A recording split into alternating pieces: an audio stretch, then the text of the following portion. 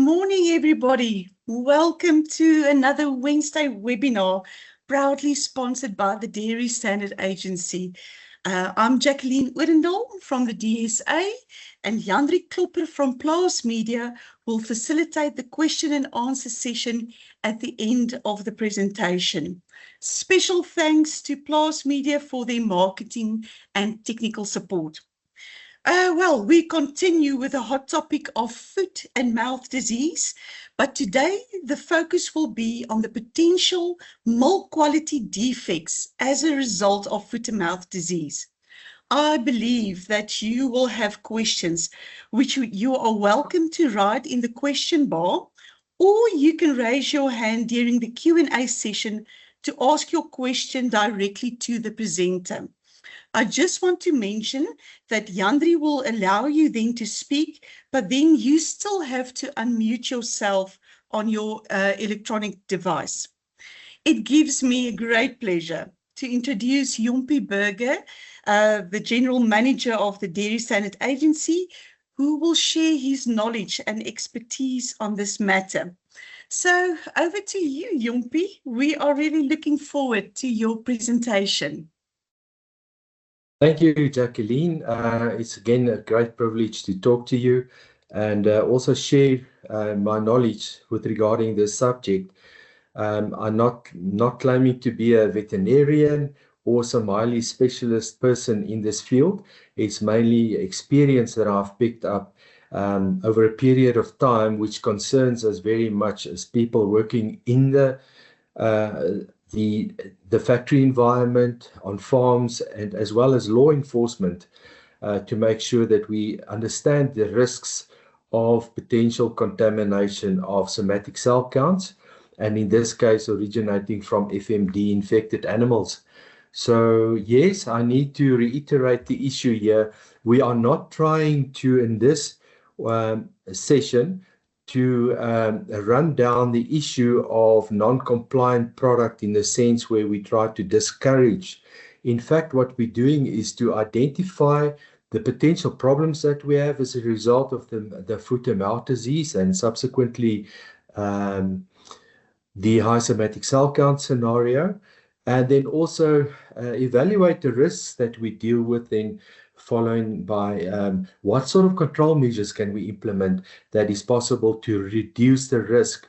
Now, also reiterating the fact that this is not a human disease, it's not zoonotic by nature, and why we're so concerned about it is that, number one, it serves as a carrier of the disease from the human activities over to potential the animal value chain. And that is one of the issues that we do have, that is possible to pick up foot and mouth disease in animals as a result of the irresponsible handling of food contaminated with the virus. So that is the one concern. And then the potential contamination of food with this high somatic cell count, but also affecting quality. So very important that we understand what is the issues relating to human consumption and how should we deal with it in the context of food manufacturing. So in principle, for those of you that perhaps are not so on top of it, the foot and mouth disease is a highly transmittable disease. We know that, and it comes from a typical virus family, Picornaviridae. And it's a major concern. In South Africa, we're quite familiar with the presence of you'll see there, the South African territories, and the SAT, as we call it, 1, 2, and 3. So there are already indications of potential contamination, and I cannot verify that at this moment of A and O, but the diversity is definitely there.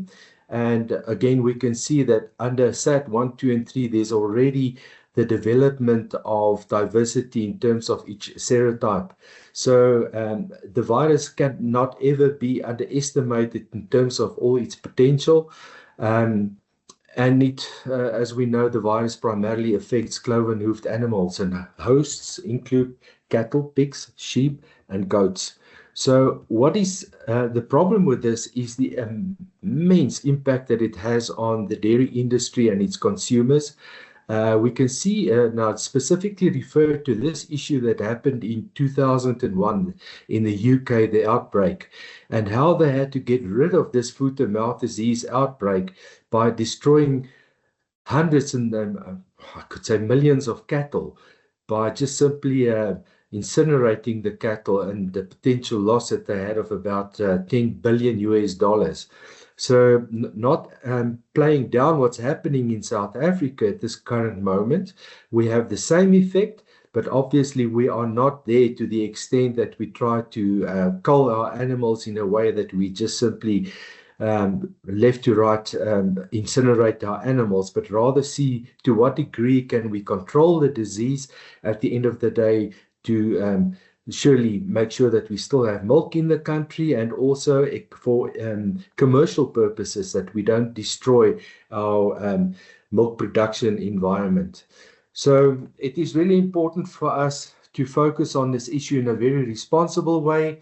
There you can see the municipal areas affected at this moment in time. I got this report, I think, on the 16th of March, 17th.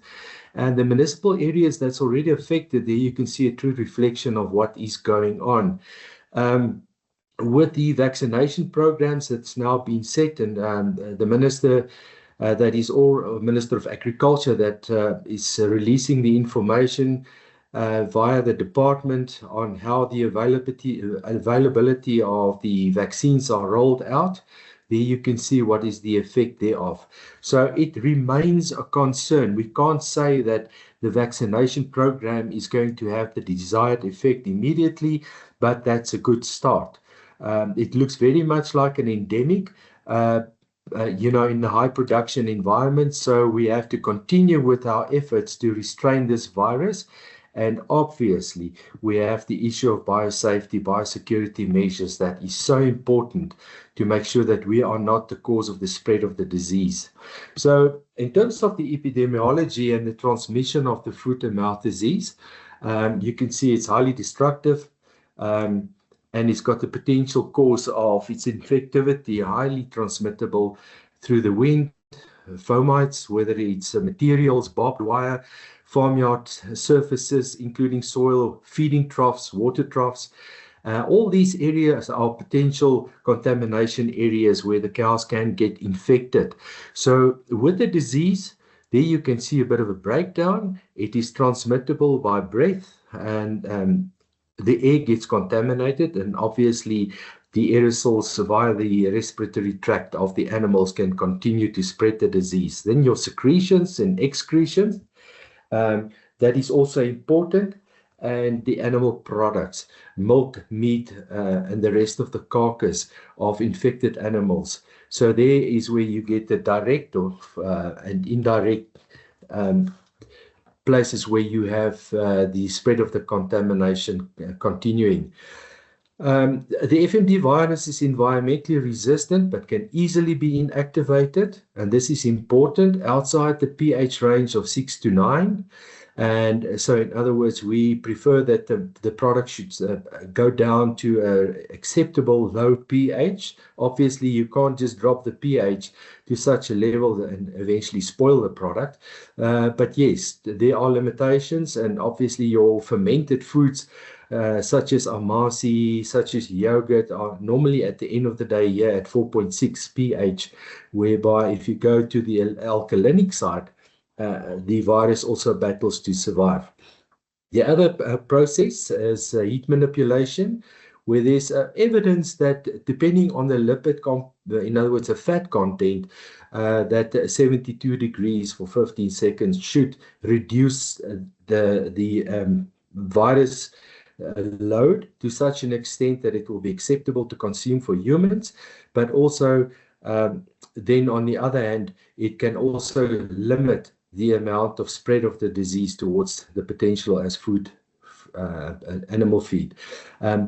It is resistant to, as I said, the lipid solvents, such as either the ether and chloroform, but also sodium hydroxide, caustic soda.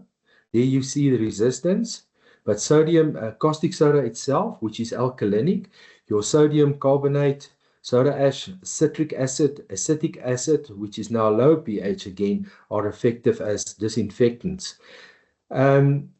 Iodine-containing solutions, your QICs, for example, hypochlorite, chlorides, and phenols are less effective as disinfectants, especially in the presence of organic matter. And yeah, I specifically refer to the use of the wrong chemicals in food baths and so forth when it relates to food safety and biosecurity measures. Heat treatment of contaminated milk. The FMD virus is shed into the milk, obviously, in dairy cows before clinical signs develop, and this is to us very important to take note of that. The virus may survive pasteurization. That is also where, again, the fat content can play a major role. Again, on the FMD virus, can survive up to 20 weeks, and this is quite interesting on hay. And remember, I spoke about the fomates that can present this as a potential carrier of the disease, up to 20 weeks. So, sorry, we're just doing a. And those periods where the virus can linger in the bacteria itself, in the medium, causes major problems, which tells us that you cannot at any time expect that the disease or virus causing the disease will just disappear unless there's specific treatments being done. So even in the urine, up to 39 days, and in soil for 3 summer months in the summer, and 28 days in winter periods. Sorry, the 3 days when it comes to summer. So this virus offers a lot of resistance, and it can create major problems where we underestimate obviously the environmental factors. So the incubation periods we need to follow. The incubation period of FMD is variable and depends on the host, the environment, route and exposure, and the virus strain. So we cannot too much generalize on what we perceive, and that's why it's always important to know what strain are we dealing with in a specific outbreak.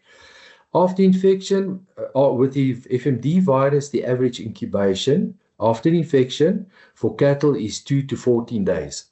Now, if you look at this period, it means that effectively, without really seeing the effect and lesions on the animal, in that period, it's already contagious.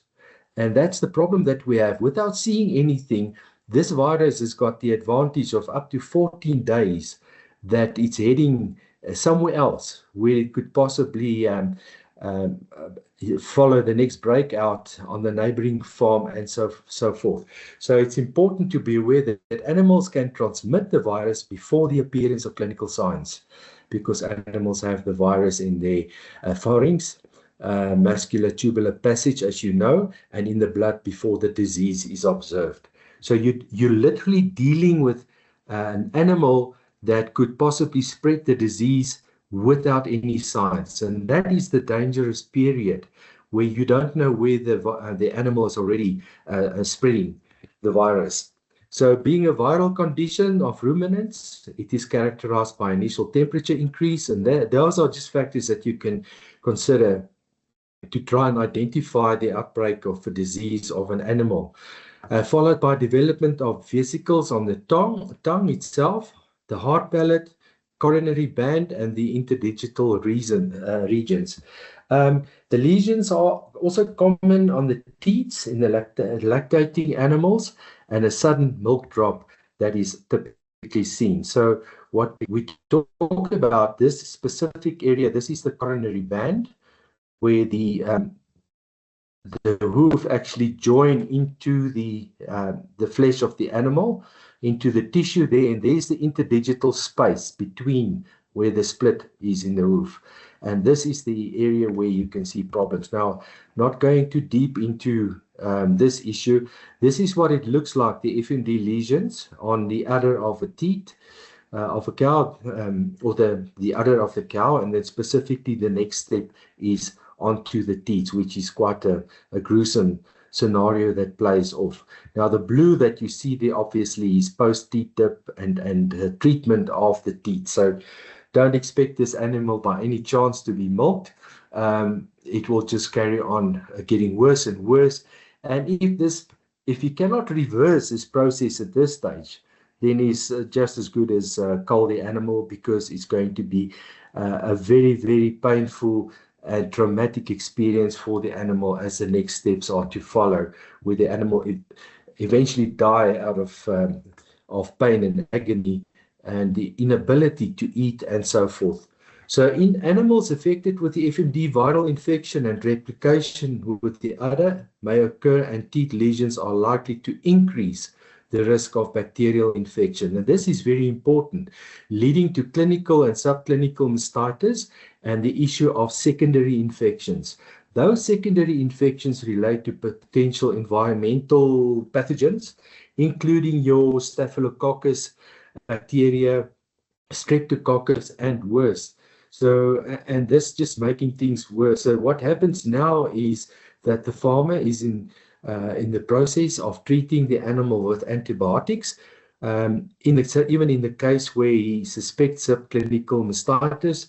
And the problem with that is that you see an increase in the use of antibiotics, and if not well controlled, again, the milk will, over a period of time, as a result of the withdrawal periods, not be suitable for human consumption, which is a double whammy, because you've got the pathogen risk on the one hand, but also you have the antibiotic risk, especially where some of these pathogens are resistant to certain antibiotics. It's a direct and indirect problem as we perceive it to be. So just coming closer to the milk itself and the product, the protein composition in the milk. Protein, obviously, in the milk, which is natural, one of the big composites of the milk, is what we find is split into the whey and casein protein. Those are your two main proteins. And if we look further down in the casein protein, it comprises of four main fractions: the alpha S1, alpha S2, and then you've got the beta and the kappa casein. So those four are the main fractions of the protein, and the interactivity between these casein fractions, protein fractions, are really quite interesting when we start looking at the impact of high somatic cell counts and the effect thereof on the milk itself. So the somatic cell count has an influence on the casein fractions of the pasteurized milk or even raw milk, especially when you start looking in the case of processed milk in low-fat products. Remember what we said, in high-fat products, even then you have a problem with the heat treatment of the product, where there's the virus itself hiding in the fat globules of the milk. So most important consequence of the changes in the casein fractions of pasteurized milk during storage, and that is the problem which we don't always recognize, is the enzymatic breakdown, the hydrolysis of the casein associated with this high somatic cell count. And this interaction of the proteinases, in fact, what you see is this hydrolysis is a chemical breakdown. It's followed by the enzyme activity, which is totally irreparable. There's nothing you can do to that due to the production of the enzymes. Certain significant sensory modifications in milk is then found, mainly in the bitter taste due to the peptides release, which is originating mostly from the beta casein. So the peptides is again something that is just a breakdown of the protein itself, the protein fraction. So effect of the somatic cell count on pasteurized milk, this is what is developing. A rancid off flavor has also been described as having a soapy, bitter, unclean taste and lingering aftertaste. Bitterness is there. Milk rancidity is an issue, has been described as a major quality defect associated with market milk. Now, when you have experiences with these tastes and flavors, it's not to say when you have this experience that it means that it's FMD virus that's in the milk. It's not the case. It is about the the interaction and breakdown of the casein protein that results, and the enzyme activity that could result, obviously, due to high somatic cell count from other reasons as well. The decreased casein nitrogen during cold storage of milk, especially in high somatic cell count, indicates that significant levels of proteolytic activity remained after pasteurization. So what we must note in this is that due to the FMD virus, as you've seen in the picture, which is very explicit, when the animal has the virus and it goes through the incubation period, when the lesion period starts already, just before that, you see this explosion of infection, very aggressive in the udder. And the first thing that happens is the sudden increase of the somatic cell count. And that is a clear indicator that something is wrong and that the udder is infected to such an extent that you can expect the next step, which is then the lesions. A typical somatic cell count, uncontrolled, can escalate up into easily a few million. And obviously that animal's milk is not suited for further processes, and the milk should be discarded. And that's just typically the risk in the discarding of the milk at farm. What happens then with the milk that is positive, infected milk? Obviously, that's protocols that you need to deal with separately in this case. So high somatic cell count, specifically in raw milk, has been shown to have high concentrations of plasmin, again an enzyme, and then the plasminogen, which is also a further step as part of a process, a system, and the proteases of the somatic cell origin. These are all just steps of breakdown, and again breakdown. The plasmin is heat stable, that enzyme, with large percentages surviving minimum pasteurization temperatures as well at 72 degrees for 15 seconds. And it is to this effect that the World Organization for Animal Health, previously known as the OIE, when you want to export milk, they are very, very strict on the issue of double pasteurization to eliminate the possibility of surviving a virus after a potential heat treatment once off of 72 degrees for 15 seconds. That does not mean that UHT milk is not safe. UHT is the only method that is basically guaranteed to effectively kill the virus. But the activity of the plasmin, the enzyme, can still remain, and it's these remnants that can also contribute to further problems where you deal with gelation and other breakdown steps. So looking at the processing of raw milk, these are the normal steps. So we receive the raw milk from the farms, and normally the milk is carried with your bulk tanks up to 30,000 liters. The bulk tanks are separated into compartments, normally comprising of a breakdown of 3 compartments and 10,000 liters. It obviously can differ. And as the milk is accepted at the factory, it goes through the platform tests, including your antibiotics. And then when the milk is accepted in the silo, it will go through to the step of separation. And there are many words that relate to this manipulation stage of the milk, where you look at separation. We talk about clarification, centrifugation, and so forth. But in essence, what happens here is we talk about the clarification process. That step helps us to get rid of impurities in the milk. That could include foreign material. It can also include then bactification, which means that we can spin off dead bacteria and cells and so forth, which is a absolute step in the processing to make sure that the milk remains of good quality when we carry on with the milk. Now, I want to take it as far as that because obviously there often it's you see the homogenization. Before that, we standardize to the butterfat content what we require. And after that, the heat treatment step. This is now for pasteurized milk. And then the cooling, and then whatever's going to happen with regards to the packing and so forth. The most important thing here is then obviously UHT is not in this process. It's quite significantly different what I'm trying to explain here. But it's very important to note that at this level, the milk is already dealt with at above 50 to 56 degrees to make sure that the milk is fluent and that you can easily get rid of those foreign substances and material that you don't want in the milk. In this case, most of the somatic cell counts can be get rid of. And it's highly possible to reduce the somatic cell count so drastically that it will look incredibly good. But the concern here is what has happened to the milk prior to this step before we go and further process the milk.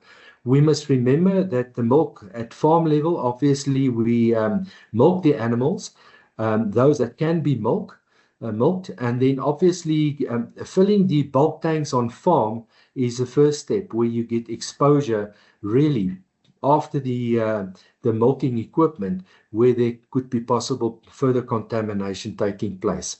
And here we talk about your psychotrophic bacteria, which include bacillus and so forth, which normally spore-forming bacteria, and Pseudomonas specifically as well. Big problem in terms of your biofilms.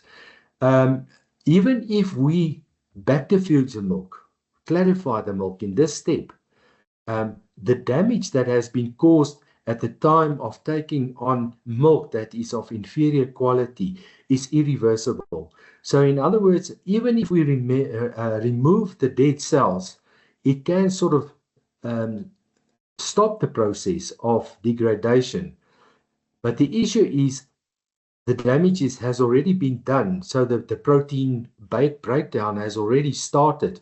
And if you don't really control your intake, you will find that in specific cases like UHT milk, you will find flocculation, gelation, that's taking place, especially where there's a 3-month period already in warehouses and so forth due to enzyme activities. That's about the issue on that. So extensive proteolysis in milk can result into accumulation of small hydrophobic peptides, as I explained to you, causing the bitterness. The high somatic cell count has significantly higher tendency for bitter, astringent flavors at 21 days than low somatic cell count milk. So it does make a difference working with the two different milks, with a low count and a high count. Bitterness becomes a problem when levels of heat-resistant plasmid are high, as a case during mastitis. So proteolysis is a more significant problem in extended shelf life of refrigerated fluid milks. So this just emphasizes the problem that we have when we deal with a product after heat manipulation and packing. You have to differentiate between potential quality problems that you can experience as a result of the effect of high somatic cell count. When we start looking at cheese, the production of dairy products from milk with elevated somatic cell count has been characterized by reduced product yield. That's common knowledge, that the higher the somatic cell count, the more the reduced yield you are going to experience, with obviously increased losses. And there's quite interesting information that I will show you a bit later on. As the somatic cell count increases, the fat in whey increases. Remember, when we make cheese, obviously we drain the solid content, and the casein protein will remain, because that is what we are going to work with when we add the rennet enzyme. But the whey protein will then be taken off. It drains out of the cheese, and that will be used for other purposes, including pig food and so forth, animal feed, which is the other concern. What is the likelihood of the virus still continue to find its way into whey, which is fed to animals and animal feed? So protein and fat recovery are found to be considerably reduced as a result of the somatic cell count. The effects thereof, the reduction in the recoveries of fat and protein, as I said already, is impaired when it comes to coagulation and with the assistance of your rennet enzyme, making properties or increased proteolysis and lipolysis in high somatic milk. So there you see a breakdown of your protein and your fat content as a result of the bacterial cells in this the high somatic cell count. So elevated somatic cell count can trigger a slow, weak congelation, largely due to altered milk protein composition, mineral disproportion, and an increase in milk pH. Definitely, these situations will impact the quality and the consistency in your product. And as the somatic cell count increase, the protein content of cheese significantly decrease. So you may say, right, it takes on average, let's say 10 liters of milk to bring about 1 kilo of cheese of normal milk. Now, in this case, you will not see the same. So the scenario plays out there that your yield is going to be far less, which means that your cheese are going to be far more expensive at the end of the day and absolutely not of the same quality of good, healthy milk. So the decrease in the protein is largely due to the reduction in the casein. As I referred to, remember the whey is now being taken off the milk. As the casein is adjusted into curd, while the whey is expelled during the Cineris process. Research found that the negative effects of the organoleptic properties of cheese were testified for milk with a high somatic cell count, and then in comparison with low. So very important to keep your somatic cell counts low. Already at 100,000 cells per milliliter, you can see there's an effect. And it takes me down to the last bullet here. The loss in cheese is about 318 grams per 100 kilos of milk when the somatic cell count increases from 240 to 640. And that is equal to 3.26%. Now, it does not sound like a lot, but I promise if you deal with, let's say, an intake of 200,000 liters of milk per day, you can imagine what is the nature of your losses. Milk produced from raw milk with high somatic cell count tended to gel fast. This is things that I've already pointed out to you, even in the case of gelation with UHT milk, where gelation is really common in certain areas in certain times of the year. So it's not always gelation that relate to somatic cell count, but it can also be to a chemical disposition inside due to a change in feeding regimes. It could be mineral imbalances and so forth. But in this case, in UHT, the breakdown in the protein matrix formed by the protein fractions, particularly beta-lactoglobulin interacting with casein, kappa casein, and casein micelles, of the casein micelle causes the problem. The major proteinaceous linkages which develop during the heat treatment result into formation of beta-lactoglobulin and kappa casein complexes. So there's a total action in the protein structures and the complexes, and you see this deviation taking place, which is outside the framework of normal milk. So there's a lot being written here, and obviously as we make this presentation available, you can read about the issue of the presence of gelation in UHT milk. And there you can see I've colored in the psychotrophic bacterial contaminants as a result of contaminated raw milk, and the risk goes hand in hand due to psychotrophic bacterial presence and high somatic cell count. Proteolysis of casein caused by milk proteinase is responsible for gelation of UHT milk during storage. Now we know that milk often gets stored in warehouses, UHT milk, for up to 6 months, possibly. Obviously, the milk processors want to get the UHT milk as quickly as possible out of the warehouses to benefit from the extended shelf life. But I'm sure that all of you have seen at times these sort of flocculants that form on the milk itself, or fat globules, it looks like, and those are effects of gelation that's taking place in the milk itself due to the presence of this enzyme activity in the breakdown of the protein. Very important.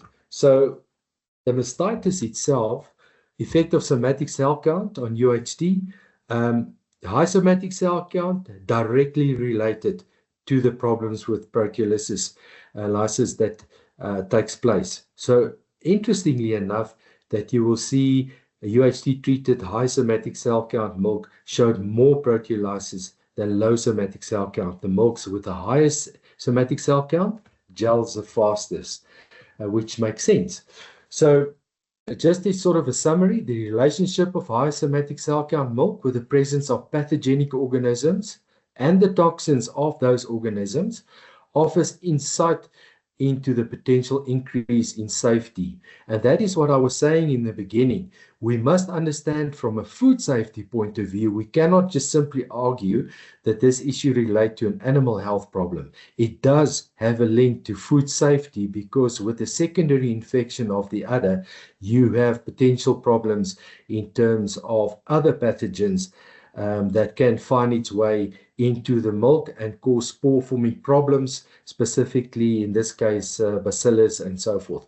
So very interesting, but I think we have to keep an eye on the quality of the milk from a food safety point of view, which in fact happens in all our dairy facilities.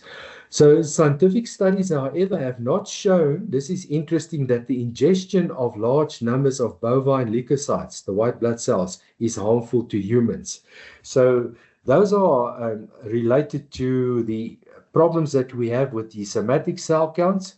And somatic, obviously, as you know, means the word, it comes from tissue, and that is dead tissue that may come from the udder as a result of the infection that takes place.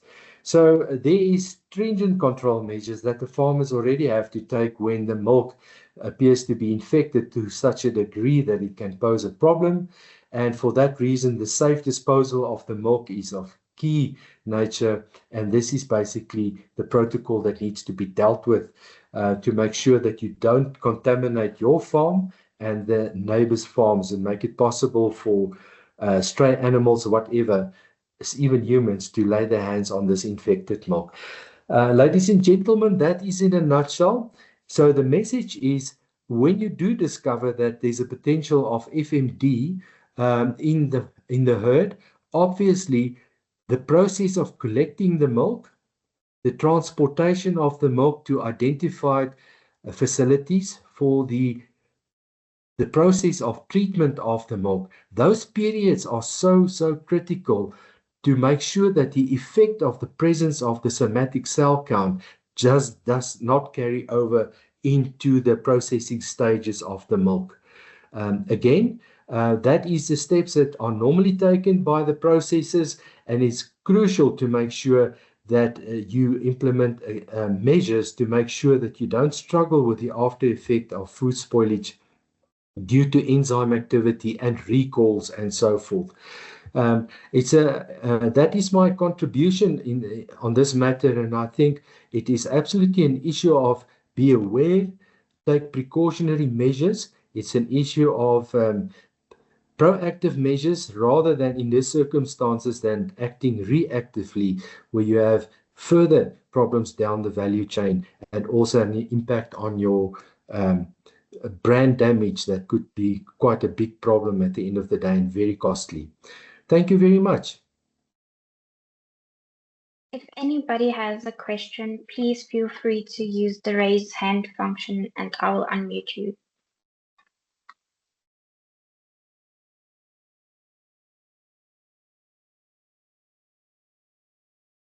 Willem, you can ask your question.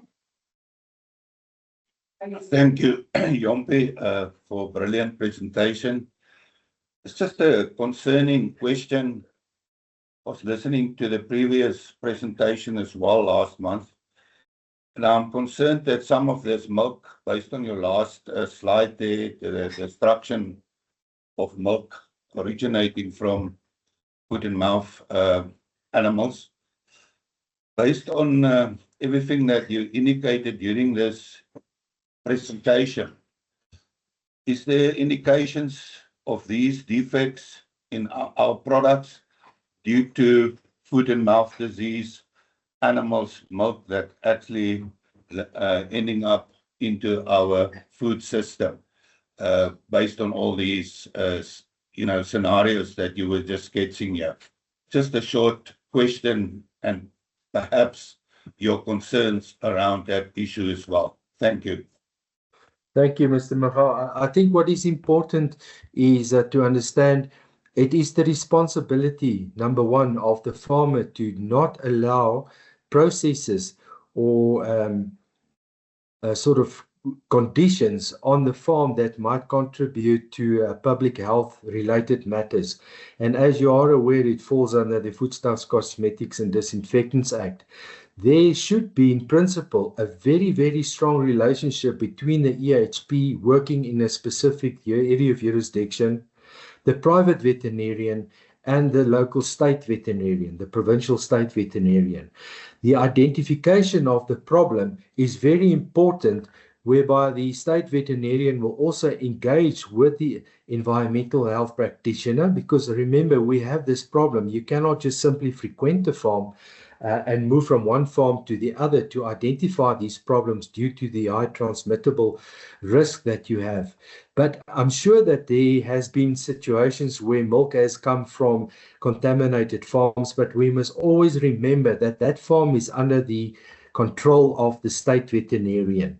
In other words, you cannot transport milk, number one, looking at the milk issue, from your farm unless you have the permission or by means of a permit to transport that milk to either a processing facility wherever you are permitted to send it to.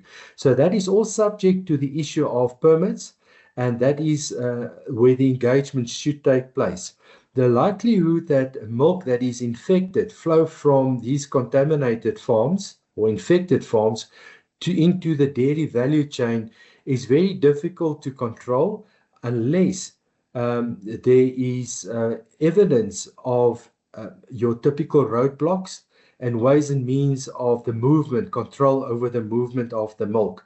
I think it's very important, and I think most of the farmers will not go to the extent to expose their herd to more contamination, what is necessary, by not dealing with the highly infected milk at farm level. It is problematic. You can imagine a herd size of 1,200, which is now highly infected. How do you deal with 1,000, let's say, call it 1,000 cows milk on an average of 25 liters per day? Worst case scenario. How do you deal day after day after day with that kind of milk that is contaminated? You eventually will end up contaminating your farm to such an extent that the soil will become useless over a period of time. So it is a well-balanced approach that needs to be followed, and where animals need to be culled, it's very important, or taken to the abattoir for slaughtering purposes, that this will take place with the assistance of competent authorities. And I repeat, competent authorities, so that we can manage, so important, manage this problem. I hope I've answered you, Willem. Mark, you can unmute yourself and ask your question. Thank you. Morning, Jompie, and thank you very much for an insightful, very insightful talk.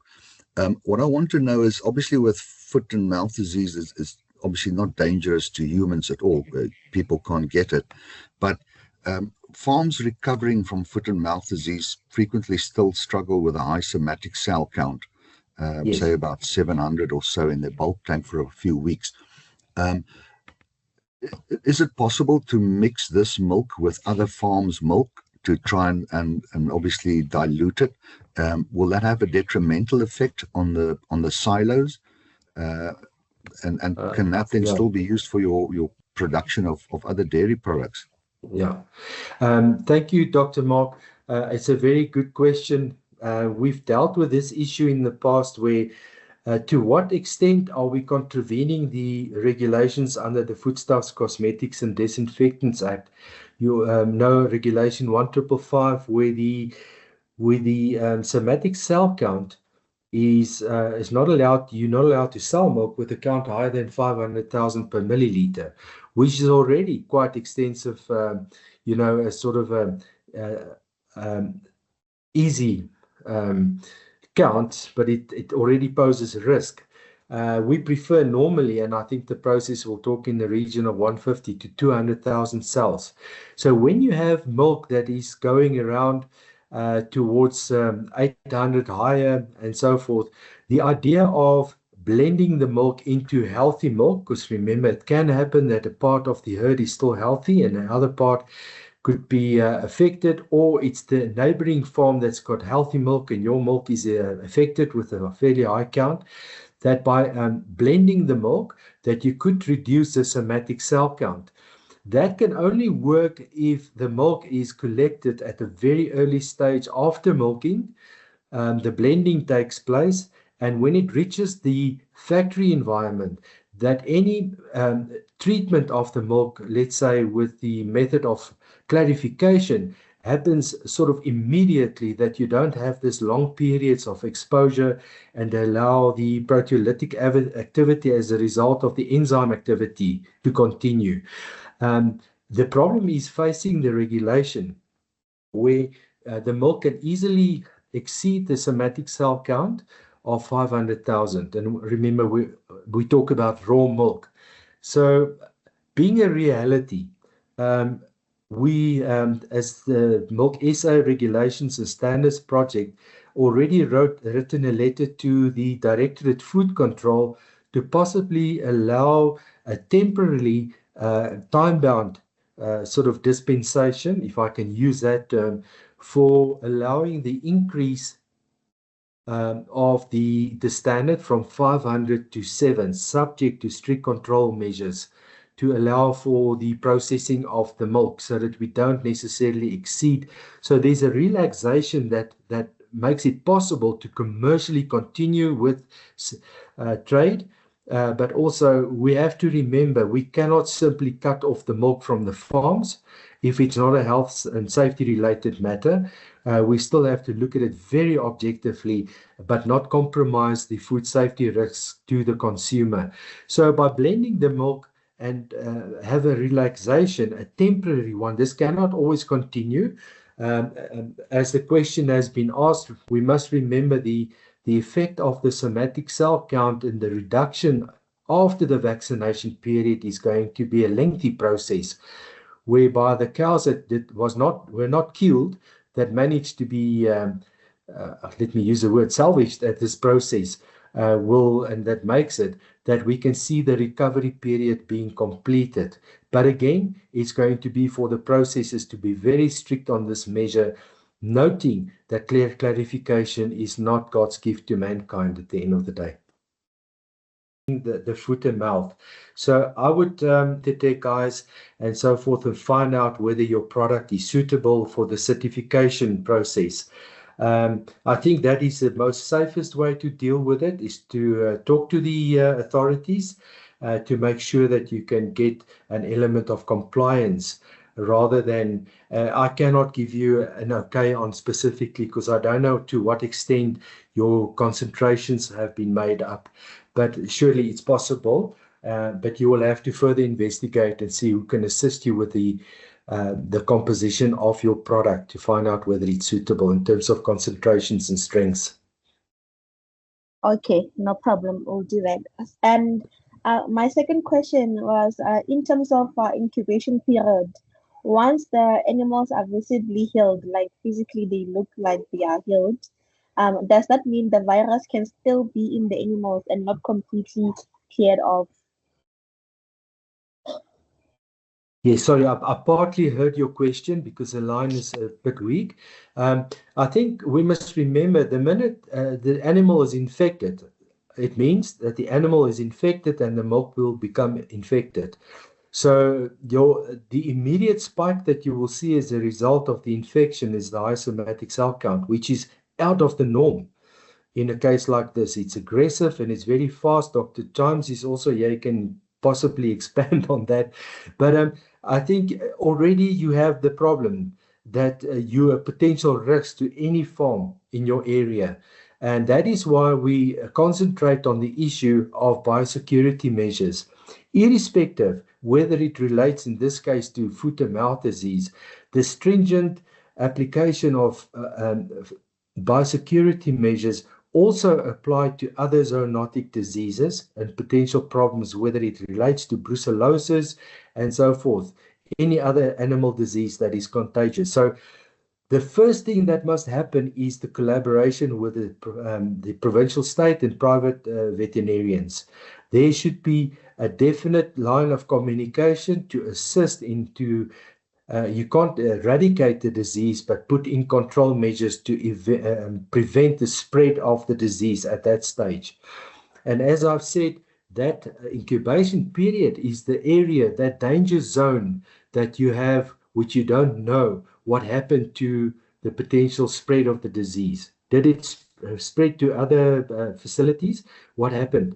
So very important to inform your neighbors, very important to be transparent on the process and make sure that you assist with the eradication of the virus and the immunization of your animals as soon as possible. So the remedy program is unfortunately a long one, but also a vaccination can go wrong. We've seen it in the past where there's not enough knowledge about the vaccines, and then the application is completely misjudged, and then it doesn't take long for another infection taking place on the farm. Sorry, I really missed the rest of the question. I didn't hear that. No, the rest of the question was that if the animals look visibly healed, would that mean that they are cleared off? But I think you answered the question when you said we need to also involve like the vet to help us with that, Yes. making sure that the animals are cleared.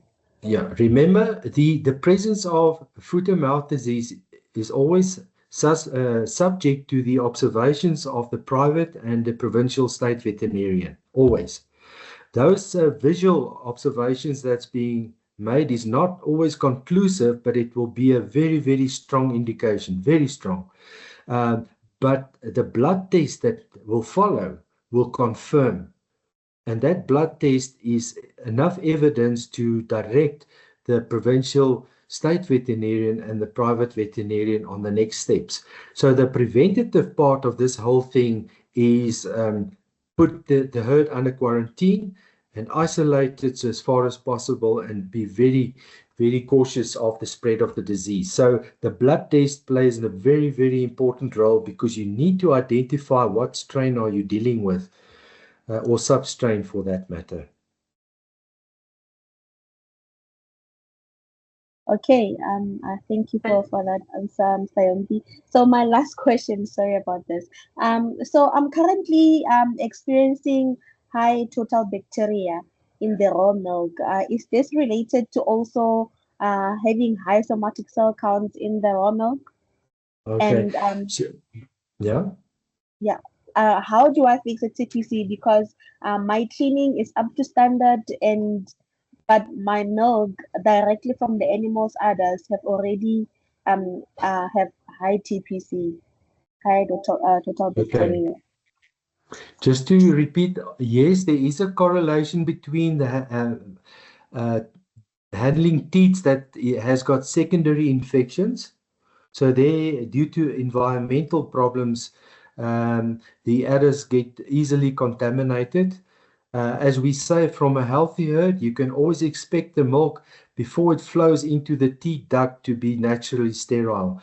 It is what happens afterwards where there's exposure to the teat duct that could be infected, and then following that where the milk flows out of the teat itself into containers. So the problem really starts, if not controlled already, by the teat of an unhealthy animal, which is now maybe struggling with a secondary infection or systemic problems. But then your high plate count can also relate to the potential contamination risk due to biofilms being formed in the system as a result of continuous contamination taking place, and your plate count will definitely reflect on that. So I will take a holistic approach on dealing with the matter of higher increasing plate count as a potential hygiene risk as well. Try and see if you can find a correlation between your plate count as well as your coliform count, and then obviously the other issues relate to pathogenic matters, including E. coli, which is also a major concern. So just don't narrow it down to the potential of FMD, but any other potential infection that might take place, or the issue of hygiene in the broader spectrum of the word, including personal hygiene and so forth. Okay, noted. Thank you so much, Mr. Yompi. Pleasure. Willem, you can unmute yourself and ask your question. Thank you, Yompi. Just a question for interest for myself that I was wondering about. Perhaps it's more related to the veterinarians.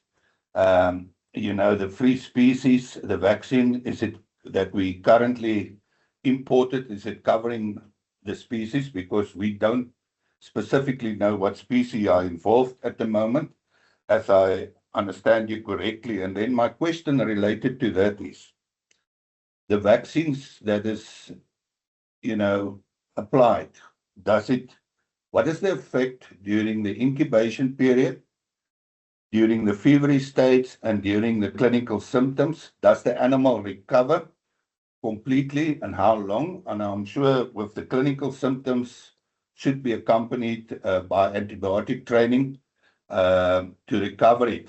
The situation and around that, in an infected animal like that, will it be recovered in full? And how long will it take basically for this recovery to utilize? Thank you. Good. Willem, I think in respect to your question, which entails a lot of issues, factors, I just want to find out if Dr. Mark Chimes is still online.